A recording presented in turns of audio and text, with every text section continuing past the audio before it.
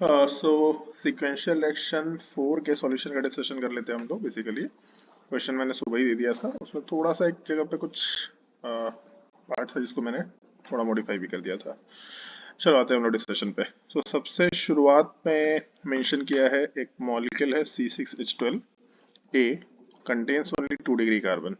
तो एक ऐसा मॉलिक्यूल चाहिए जिसमें 2 डिग्री कार्बन हो। सबसे पहला चीज, जब भी कभी मॉलिक्यूलर फॉर्मूला दिया है तो सबसे पहला काम डिग्री ऑफ अनसैचुरेशन निकालो। डिग्री ऑफ अनसैचुरेशन बोलो या डबल बॉन्ड इक्विवेलेंट बोलो या अनसैचुरेशन फैक्टर बोलो, जो कुछ भी बोलना है बोल सकते हैं। So number of carbon +1 C6, number of hydrogen by 2, basically 7 - 6 degree of unsaturation 1 होना चाहिए। ऑल्दो इस तरीके से क्वेश्चन सॉल्व करने के बजाय रेदर आप ये करना चाहिए C6H12, इसका मतलब अल्कीन का जनरल फॉर्मूला है। सो डिग्री ऑफ अनसैचुरेशन 1 आना ही चाहिए। पहला चीज तो डिग्री ऑफ अनसैचुरेशन 1 है। 1 का मतलब आइदर डबल बॉन्ड होगा या फिर एक रिंग का स्ट्रक्चर हो सकता है। दो पॉसिबिलिटीज है। केवल 2 डिग्री कार्बन बोल रहा है। अगर हम लोग ओपन चेन स्ट्रक्चर लेंगे तो एंड वाला कार्बन तो 1 डिग्री होगा, मतलब ये तो हो ही नहीं सकता। सो ओपन चेन स्ट्रक्चर तो हम लोग कभी बात ही नहीं कर सकते, क्योंकि ओपन चेन स्ट्रक्चर में हमेशा 1 डिग्री कार्बन होगा। सो 2 डिग्री कार्बन के हिसाब से रिंग का ही स्ट्रक्चर ले सकते हैं। सबसे पहली पॉसिबिलिटी 6 मेंबर रिंग लेके देखते हैं। सो 6 मेंबर रिंग में हर एक कार्बन 2 डिग्री होगा। सो एक ये पॉसिबिलिटी है C6H12। 5 मेंबर रिंग लेके अगर देखें और इस पर एक मिथाइल ग्रुप लगाए तो इसमें 1 डिग्री और 3 डिग्री दोनों होगा। सो इसके अलावा और कोई पॉसिबिलिटी नहीं है, सीधा 6 मेंबर रिंग हम लोग यहाँ से गेस कर सकते हैं। सो एक अनसैचुरेशन के डिग्री के हिसाब से और कार्बन का डिग्री 2 होगा, इसके हिसाब से हम लोग एक डबल डाउन कर चुके हैं स्ट्रक्चर। ये वाला पार्ट इसका स्ट्रक्चर नीचे थोड़ा ड्रॉ कर लेते हैं हम लोग। सो ए विल बी साइक्लोहेक्सेन। अगर इसमें ब्रोमिनेशन कराते हैं तो ब्रोमिनेशन का मतलब हम लोग ब्रोमीन का एडिशन कराएंगे। फ्री रेडिकल मैकेनिज्म होता है। कभी हम लोग क्वेश्चन में फ्री रेडिकल के सिलेक्टिविटी रिएक्टिविटी प्रिंसिपल पे भी सवाल करेंगे। अभी जैसा भी मैंने बोला कि अभी हम लोग शुरुआत में केवल रिएजेंट प्रैक्टिस के लिए बात कर रहे हैं। जैसे जैसे रिएजेंट से हम लोग कंफर्टेबल होते चले जाएंगे, वैसे वैसे हम लोग थोड़े क्वेश्चन को mechanism oriented, GOC oriented, properties oriented या स्टीरियोकेमिस्ट्री ओरिएंटेड बनाते चले जाएंगे। फिर हम लोग अल्कोहलिक की OH लेके चले। अगर अल्काइल हैलाइड का रिएक्शन अल्कोहलिक की OH के साथ कराएं in the presence of heating, so हम लोग E2 एलिमिनेशन में डीहाइड्रोहेलोजिनेशन करते हैं।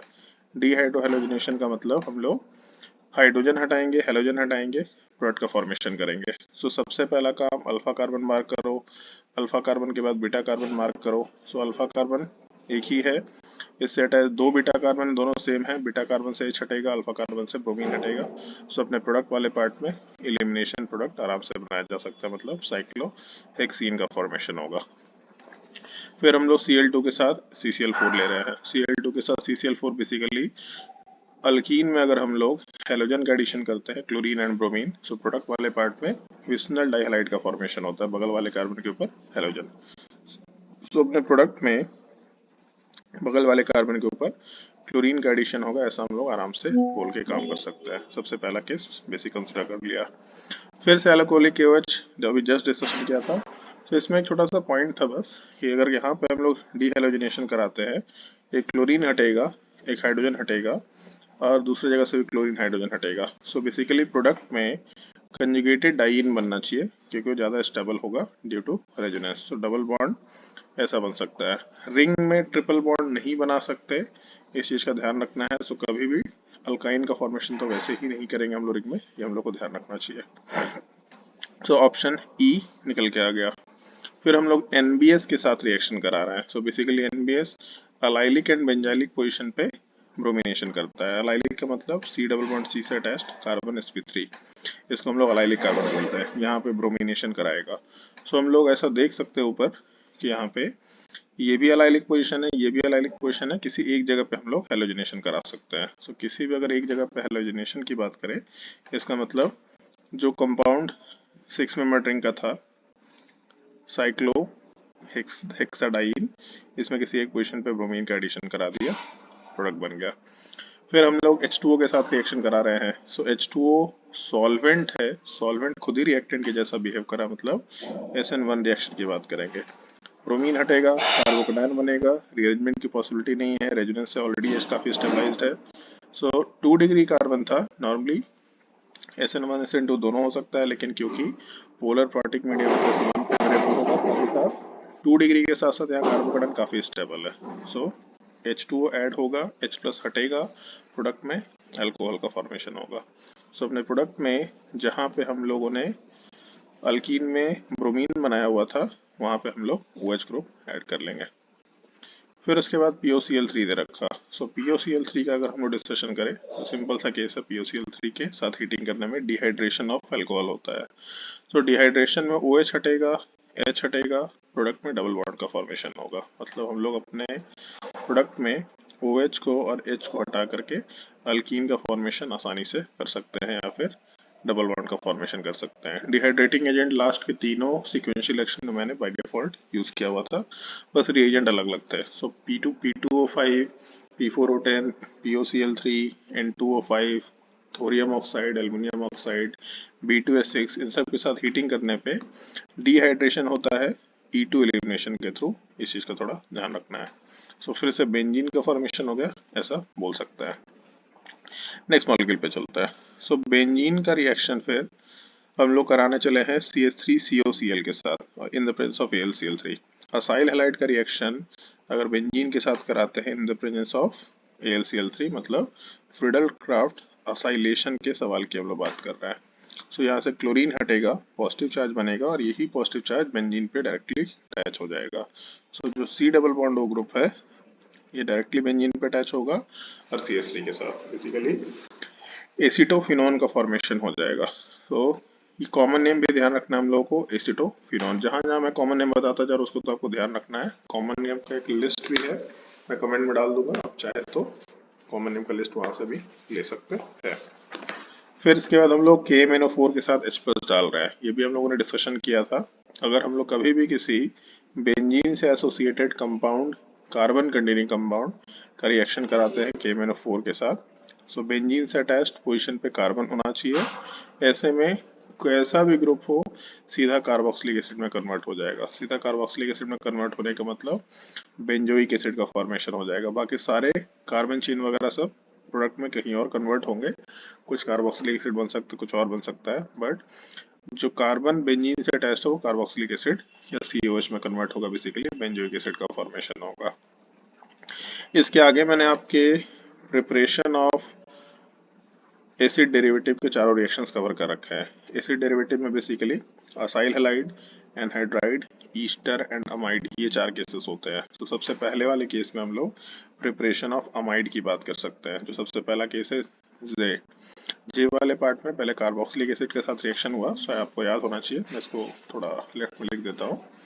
अगर हम लोग कभी भी कार्बोक्सिलिक एसिड का रिएक्शन NH3 के साथ कराते हैं तो पहले स्टेप में एसिड बेस रिएक्शन होता है, RCONH4 का फॉर्मेशन होता है। इसके बाद जब हम लोग इसको हीट करते हैं तो हीट करने से अमाइड का फॉर्मेशन होता है।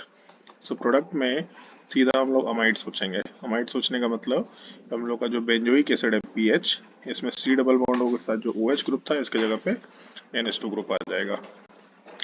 POCl3 फिर से डिहाइड्रेटिंग एजेंट। सो डिहाइड्रेटिंग एजेंट वाटर रिमूव करता है। ऊपर में भी सिमिलरली मैंने रिएजेंट यूज किया था, नीचे भी सेम रिएक्शन जानबूझ के यूज किया है। बेसिकली जो कार्बोक्सिलिक एसिड है, एक कार्बोक्सिलिक एसिड किसी दूसरे कार्बोक्सिलिक एसिड के साथ रिएक्शन करके आराम से प्रोडक्ट का फॉर्मेशन करता है। एक जगह से H हटता है, एक जगह से OH हटता है। सो अपने प्रोडक्ट में R के साथ C double bond O, oxygen के साथ C double bond O, R anhydride का फॉर्मेशन होगा। सो अगर हम लोग बेंजोइक एसिड का रिएक्शन कराएंगे, सो PH के साथ, एक मिनट, PH के साथ C डबल बॉन्ड O, इसके साथ जो ऑक्सीजन ग्रुप है किसी एक से H हटा, किसी एक से OH हटा, और हम लोग आराम से एनहाइड्राइड का फॉर्मेशन करा सकते हैं। सो यहाँ भी डिहाइड्रेशन ही है, बस इस डिहाइड्रेशन रिएक्शन वाले पार्ट में हम लोग आराम से इस चीज का ध्यान रखेंगे कि H2O नहीं हट रहा है, डबल बॉन्ड बन रहा है, H और OH हट रहा है, ये हम लोग को थोड़ा ध्यान रखना है। फिर उसके बाद कार्बोक्सिलिक एसिड के साथ हम लोग जो रिएक्शन की बात करें, यहाँ पे अल्कोहल दे रखा। अगर हम लोग कार्बोक्सिलिक एसिड का रिएक्शन अल्कोहल के साथ कराते हैं, मैं इसको साइड में लिख लेता थोड़ा। कार्बोक्सिलिक एसिड का रिएक्शन अगर अल्कोहल के साथ करेंगे हम लोग, सो R के साथ COOH और इसका रिएक्शन अगर हम लोग अल्कोहल के साथ करें, उल्टा लिख दे रहा हूँ मैं अल्कोहल, तो हमेशा ध्यान रखना हम लोगों के मैकेनिज्म के हिसाब से, ऑल्दो मैकेनिज्म स्टेरिफिकेशन में मल्टीपल है, बट अपने मैकेनिज्म के हिसाब से कार्बोक्सिलिक एसिड से OH हटेगा, अल्कोहल से H हटेगा, प्रोडक्ट में R के साथ C double bond O, oxygen के साथ R डैश, ये कंपाउंड का फॉर्मेशन कंसिडर किया जा सकता है, मतलब ईस्टर का फॉर्मेशन होगा। सो बेसिकली अपने प्रोडक्ट में हम लोग पीएच के साथ C double bond O, OH हट जाएगा और अल्कोहल की तरफ से OC2H5 का एडिशन हम लोग कंसिडर कर सकते हैं। फिर उसके बाद SOCl2 OH को हटा के क्लोरीन ग्रुप डालेगा। सो यहाँ पे भी हम लोग पीएच के साथ या बेंजीन रिंग के साथ आराम से C double bond O Cl acyl hydride का प्रिपरेशन कर सकते हैं। तो बेसिक केसेस है, मतलब असाइल हाइड्राइड का प्रिपरेशन, एनहाइड्राइड का प्रिपरेशन, ईस्टर का प्रिपरेशन एंड अमाइड का प्रिपरेशन, ये चारों केसेस बेसिकली एसिड डेरिवेटिव से एसोसिएटेड है। ये चारों केसेस डिस्कस करने थे, हम लोग इससे ध्यान रख सकते हैं। लास्ट वाले सीक्वेंशियल रिएक्शन में मैंने अमोनिया डेरिवेटिव पूरा कवर किया था, साइनाइड का एडिशन भी कवर्ड था, ड्राई HCl भी कवर्ड था शायद। सो इस वाले केस में ड्राई HCl लास्ट वाले टॉपिक में कवर नहीं था। सो लास्ट वाले टॉपिक में अमोनिया डेरिवेटिव मोस्टली सारे कवर्ड थे। आज वाले केस में एसिड डेरिवेटिव का प्रिपरेशन कवर्ड था। ऐसे करके मैं अलग अलग टॉपिक के अलग अलग रिएक्शंस को कवर करते चला जाऊंगा। फिर उसके बाद हम लोग नेक्स्ट रिएक्शन करा रहे हैं M से CH3 MgBr का। इसमें भी एक्सेस, बेसिकली असाइल हैलाइड का रिएक्शन बोला है। असाइल हैलाइड का रिएक्शन हम लोग ग्रिग्नार्ड रिएजेंट के साथ करा रहे हैं एक्सेस में। क्या बनेगा प्रोडक्ट, और इसमें केवल असाइल हैलाइड से, मतलब ये M वाले पार्ट से ही प्रोडक्ट का फॉर्मेशन कंसिडर किया गया है।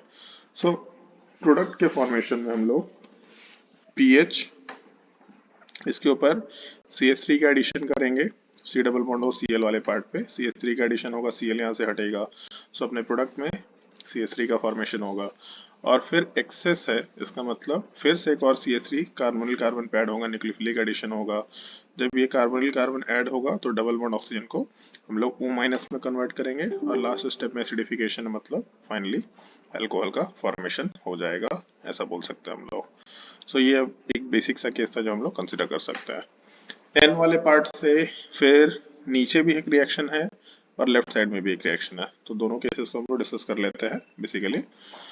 तो नीचे वाले रिएक्शन में हम लोग H+ के साथ हीटिंग यूज कर रहे हैं। H+ के साथ हीटिंग भी डिहाइड्रेशन ऑफ अल्कोहल ही है, लेकिन इवन एलिमिनेशन है। बेसिकली जब भी H+ होगा तो किसी बल्कियर एसिड की तरफ से होना चाहिए, H2SO4, HClO4 या फिर H3PO4। ऐसा क्यों है, इसका रीजन हम लोग अल्कोहल के रिएक्शंस में सीखा करते हैं, वहां पे हम लोग कंसिडर कर सकते हैं।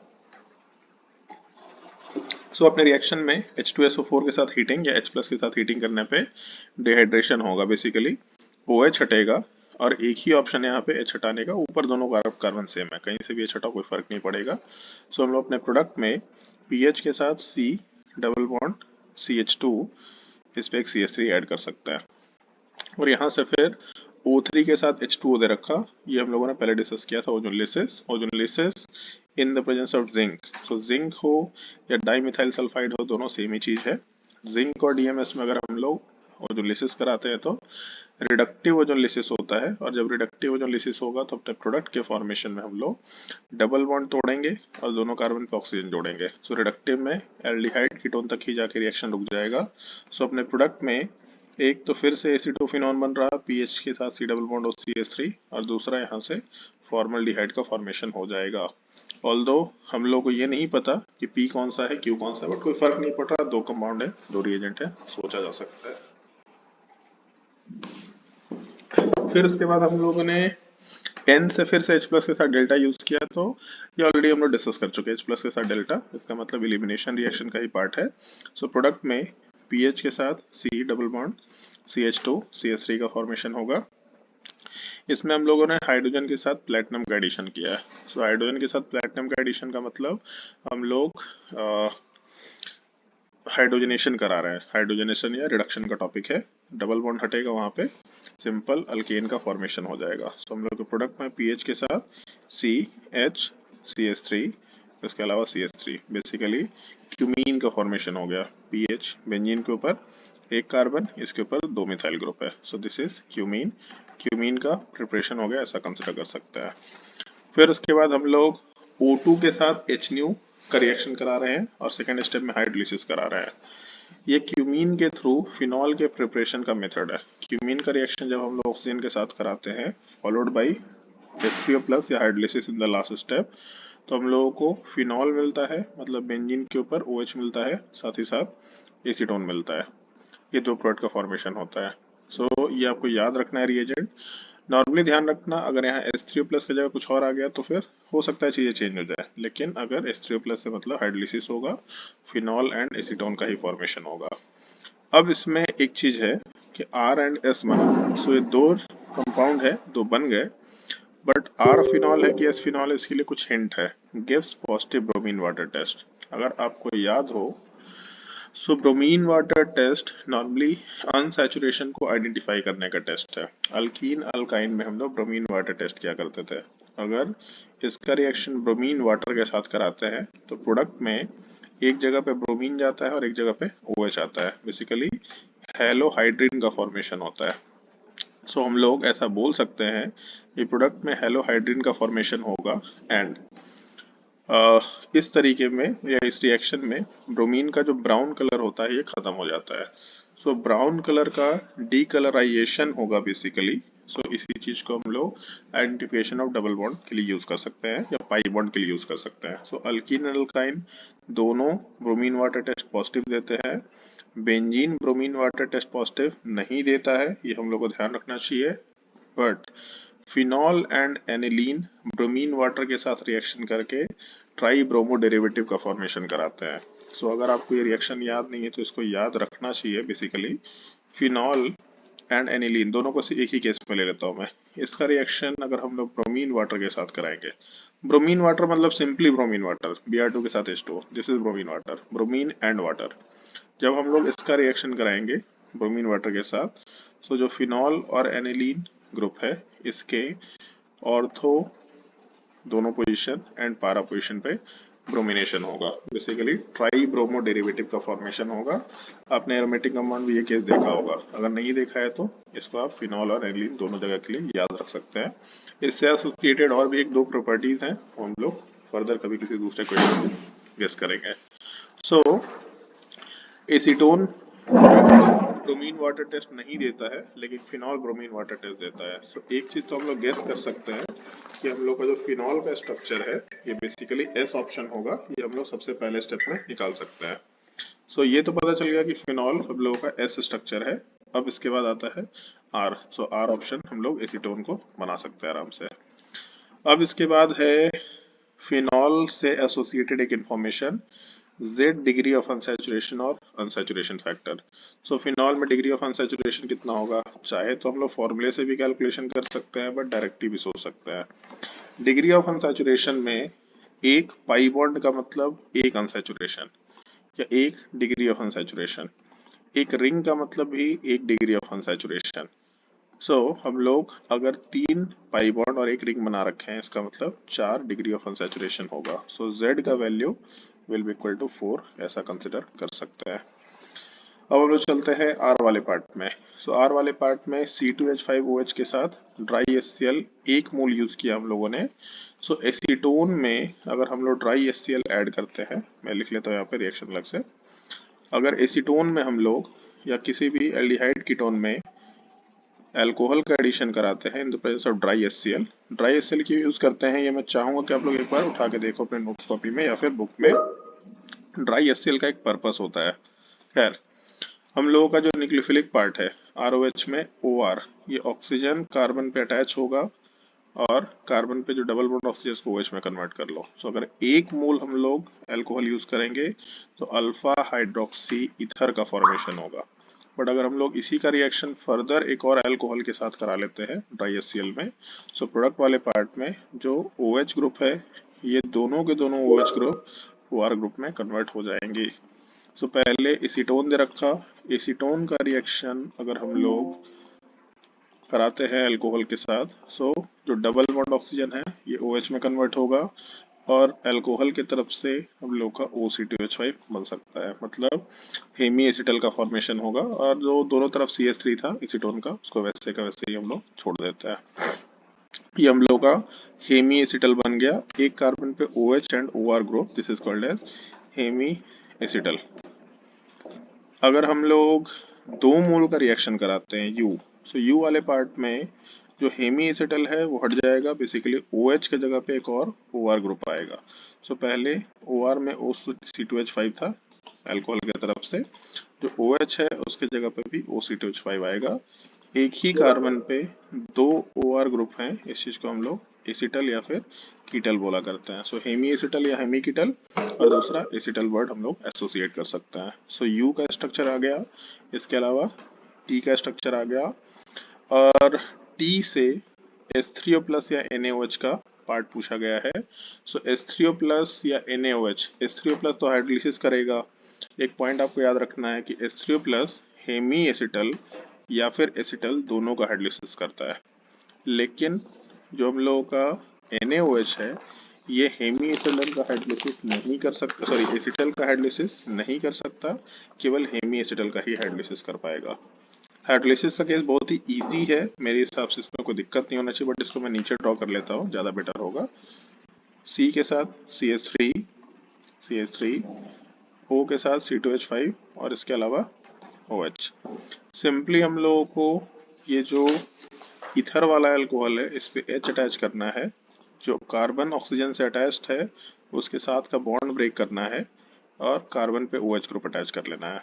सो हम लोग के प्रोडक्ट में C2H5 के साथ OH ग्रुप का फॉर्मेशन एक तरफ से, और दूसरा एक ही कार्बन पे 2 OH ग्रुप है, यहाँ से हम लोग H2O को रिमूव करके प्रोडक्ट बना सकते हैं। सो CH3 के साथ C डबल बॉन्ड O, इसके साथ वापस से CH3 एंड इसके साथ साथ C2H5 के साथ OH का फॉर्मेशन। सो हम लोग के प्रोडक्ट में दो चीजें आएंगी, V प्लस W, ये दो चीजें दे रखी थी, सो V प्लस W कंसिडर कर सकते हैं। नॉर्मली अगर हेलो फॉर्म रिएक्शन का डिस्कशन होता तो फिर इसमें हम लोग कुछ और भी चीज़ें अटैच कर सकते थे, आइडेंटिफिकेशन के लिए 2,4 DNP टेस्ट वगैरह सब लिख सकते थे।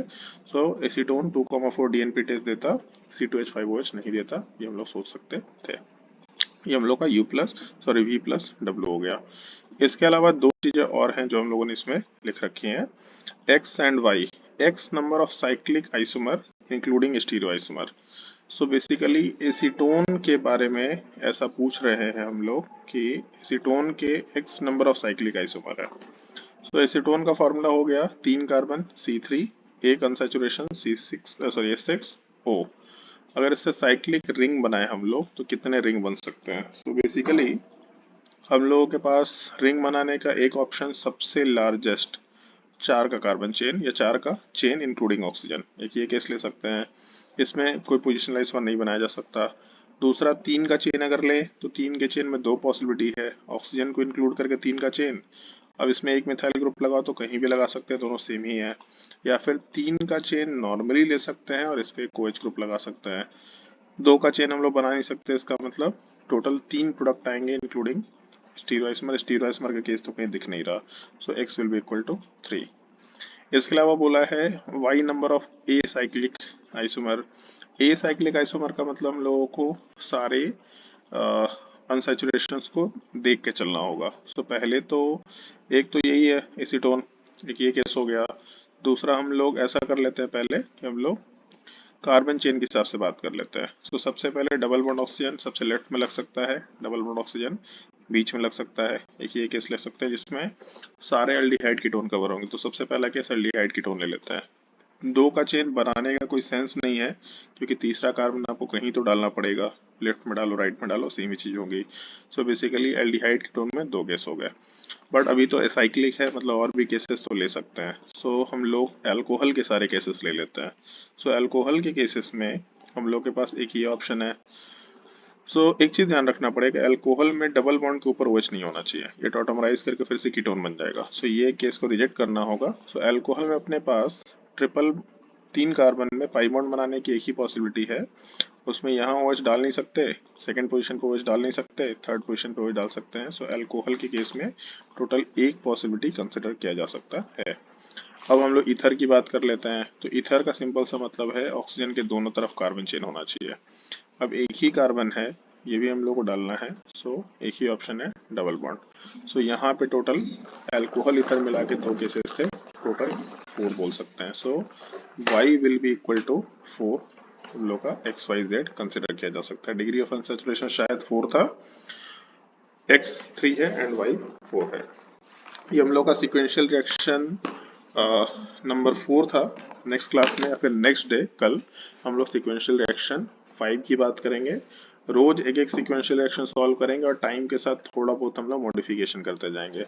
अगर इन क्वेश्चंस की किसी पार्ट में कहीं किसी को कोई दिक्कत है कि सर इस वाले पोर्शन में दिक्कत है, इस मॉलिक्यूल में दिक्कत है, या एक्स में दिक्कत है, वाई में दिक्कत है, जेड से एसोसिएटेड कुछ इन्फॉर्मेशन पूछना है, तो आप कमेंट सेक्शन में डाल दो।